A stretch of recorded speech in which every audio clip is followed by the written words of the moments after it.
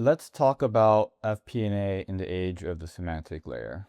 So today, I want you to imagine a simple question that your CFO might ask you, right? And think about how long it takes your FP&A team to answer.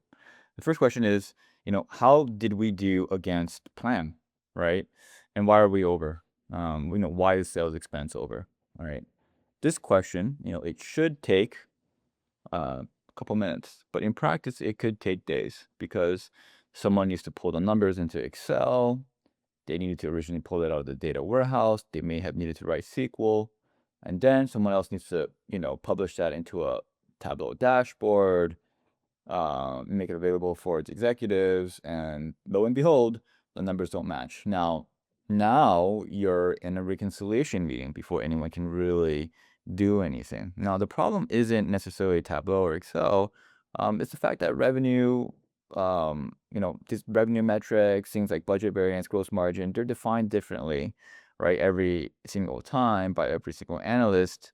And that's where you get your inconsistency. So the idea with AtScale as a semantic layer is that you want it to sit in between the cloud data warehouse and your consumption tool, right? And those consumption tools might be Excel, Tableau, Power BI, Python, or even AI, agents. And you would define everything once in AtScale, govern them centrally, share them, and deliver them everywhere with the same answers guaranteed. Now, let me show you this in practice, because what I have today is, a 3-year P&L that has, the P&L data in this fact table that's connected to 4 different dimensions, right? Now, everything here is virtual, and you see it as a star schema, but it doesn't need to be a star schema. We work with, a lot of different data models. It could be even a denormalized table. And effectively, all this thing represents is that our fact table is connected to a dimension called, a department hierarchy. It's connected to our scenario dimension, which will need to analyze the differences between budget and actuals. It's got date, so we can understand the differences on what, or what's driving growth. And then we can see that we have 2 hierarchies defined here, a regular hierarchy and a fiscal year hierarchy, right? And a chart of accounts, of course, which would allow us to understand the different P&L sections. And we've defined it in a way where we have levels to this hierarchy, so we can drill down to something like account category and all the way down to the account key, right? Now, everything in AtScale, the ideal way is to define everything once and reuse it. So if you look at something like budget variance, you'll see that it's actually defined in its own YAML file. You'll also notice that the model file is its own YAML file as well. And under the hood, everything is actually just code, right? So this is where governance really earns its keep, because gross margin, right, is not being defined in the BI tool. It lives in AtScale. It's going to be calculated on the fly when somebody executes that query, not stored in a table somewhere. So if I have 10 analysts build reports that use gross margin in 10 different Excel workbooks, I'm not going to get 10 different formulas, right? I'm going to have one formula to audit, one place to update, and 0 reconciliation, right? Because it exists and is only defined in AtScale, all right? Now, even within the semantic layer itself, you can see, dimension is also its own YAML file. But the model is actually referencing these individual metrics, right? Because the definitions don't actually live in the model. What this means is everything is even reusable in the semantic layer itself. So if I go to new model, I can add in my metrics. It'll bring in the fact table that it's backed by. I can bring in my scenario dimension. I can add that in, right? And then I can create that relationship, and everything will appear here in code, right? So where does this code live? It lives in Git, right? So I'm actually working out of a specific repo, out of a specific branch. And my Git credentials that I put here dictate which repo I can actually work out of. So for FP&A, this is what real governance looks like, right? This is governance that actually works for you. Because this model lives in Git, you get version history, branching, pull requests, code review. When someone changes the gross margin formula, that change goes through a PR. Someone reviews it, has to approve it, has to merge it. You have a complete audit trail, right? And you can understand who changed what metric, when, and why. Right? The why is also very important, right? Okay. And of course, this is of course abstracted away from your business, right? This kind of semantic layer building process.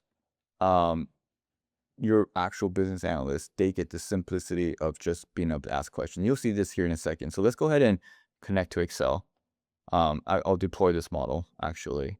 I'm not going to keep my new model. So I can actually go to my source control and see that I added a new model. I can do a diff and see the changes.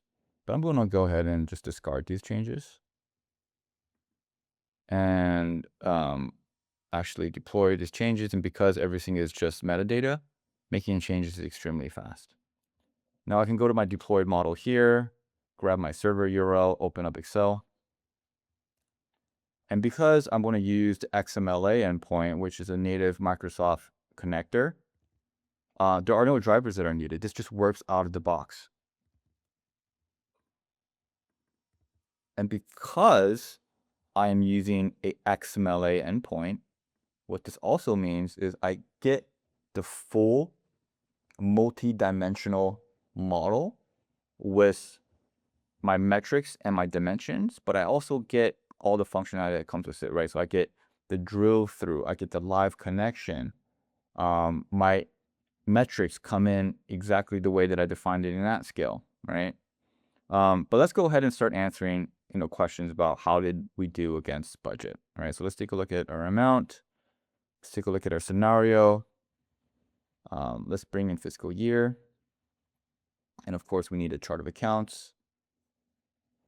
So I can quickly see that my plan for revenue in 2024 was 18 million, and I actually came in at 21. So I actually came in above budget, which is good.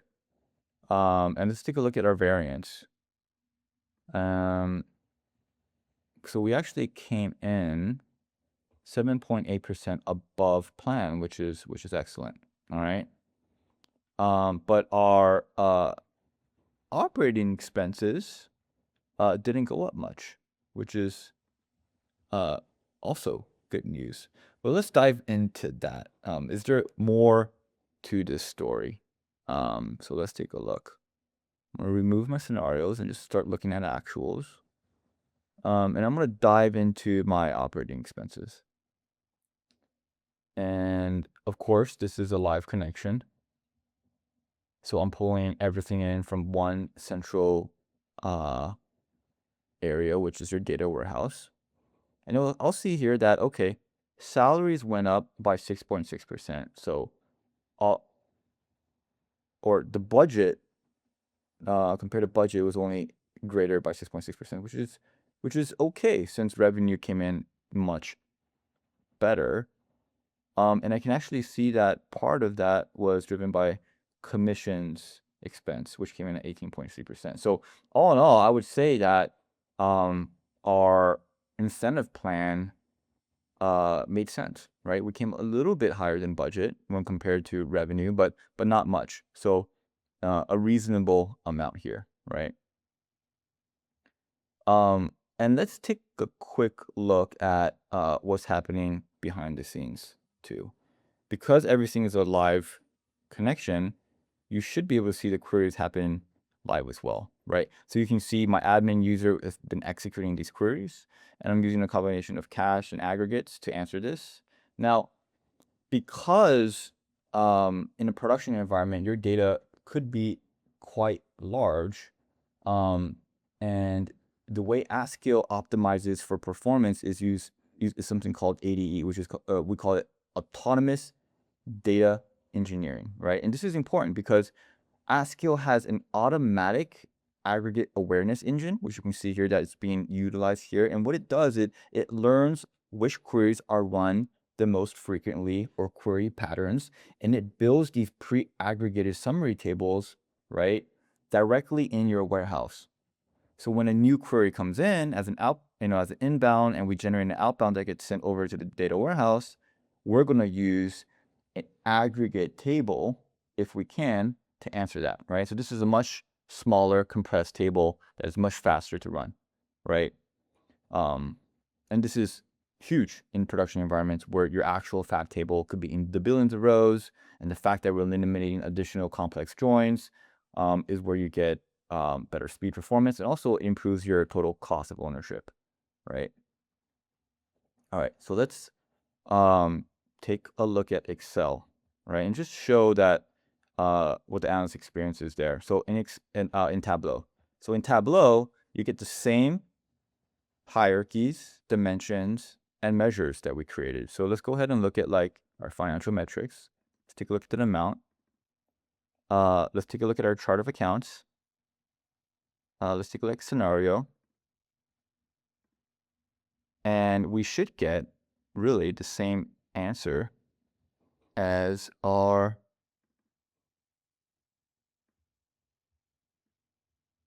Excel, right? So let's take a look at 2024 and take a look at Excel. So our revenue for 2024, essentially our plan was 18.1 million. And for plan here,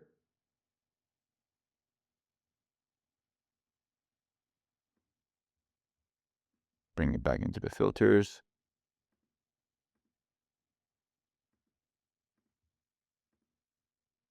So plan was 18.1 million, right? So everything effectively just becomes an attribute, a filter.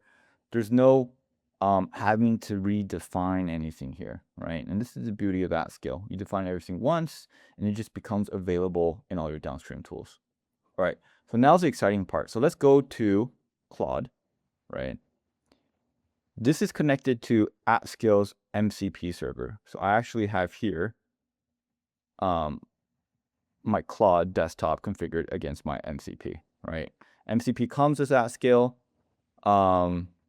and it's extremely easy to utilize. So I can actually just ask the same question. What was 2024 revenue? What was 2024 revenue? Maybe just do actuals.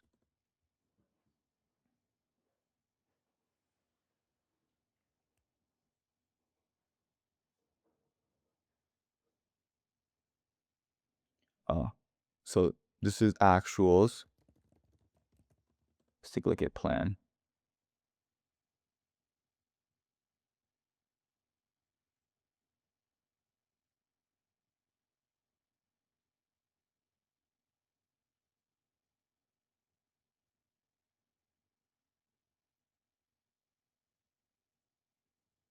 Perfect. Budget was 18.1 million. And you can see this get executing at scale as well.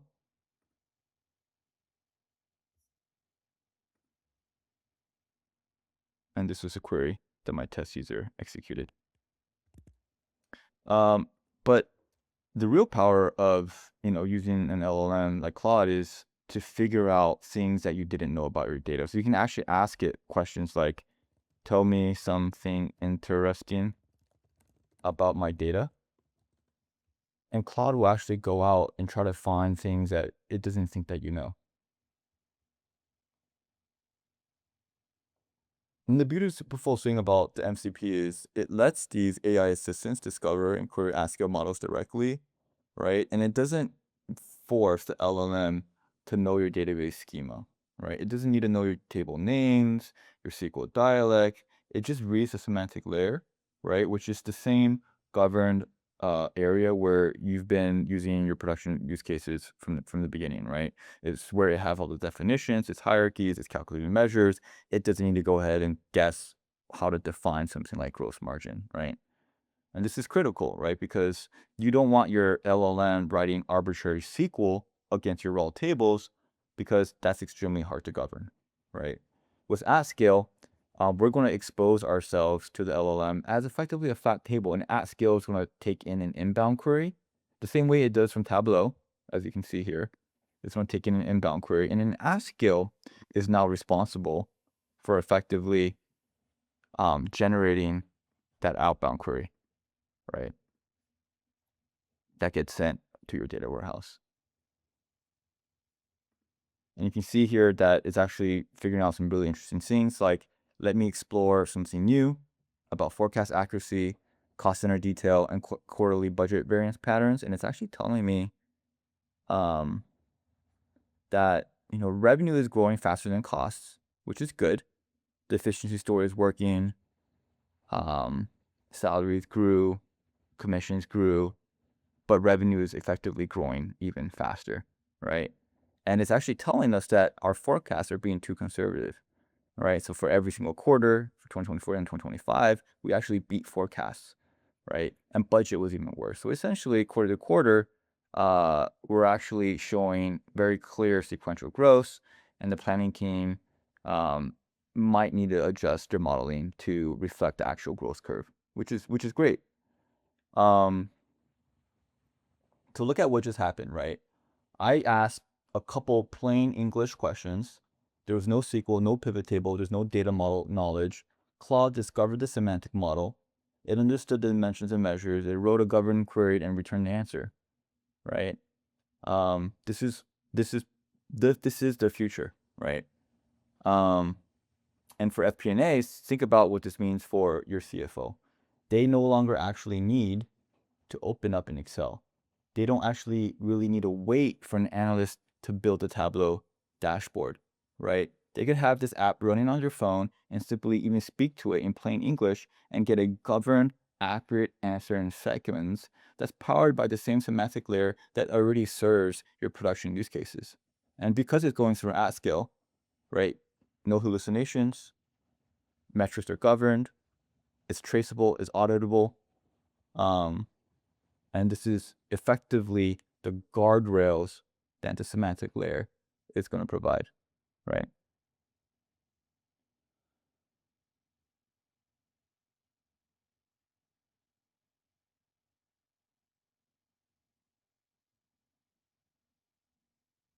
All right. Thank you for joining today's demo.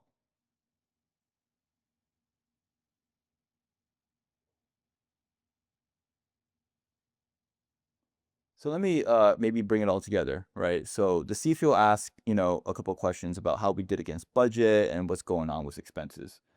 In the design center, remember, we defined the model once. We had hierarchies, calculated metrics like gross margin and budget variance, all as code that lived in a Git repository where you have version control, right? In Excel, an FP&A answered the question in roughly a couple minutes using the native pivot table drill through experience that's powered by AtScale's MDX support via the XML endpoint, right? In Tableau, we saw the same numbers show up in an executive, kind of ready format that you could publish to Tableau Cloud. And then with Claude AI, we got the CFO the same answer in plain English in seconds, right? Governed by the same semantic layer, no hallucinations, no ungoverned queries, no risk. Underneath it all, AtScale's aggregate awareness engine is optimizing these queries automatically to allow you to have great performance on large data. And that, in a nutshell, is what AtScale does. It's a governed way of defining your code that serves native Excel, Tableau, BI use cases, as well as AI use cases, with this autonomous performance management on top of it all, right? So thank you for joining our demo today. It was a pleasure to have you.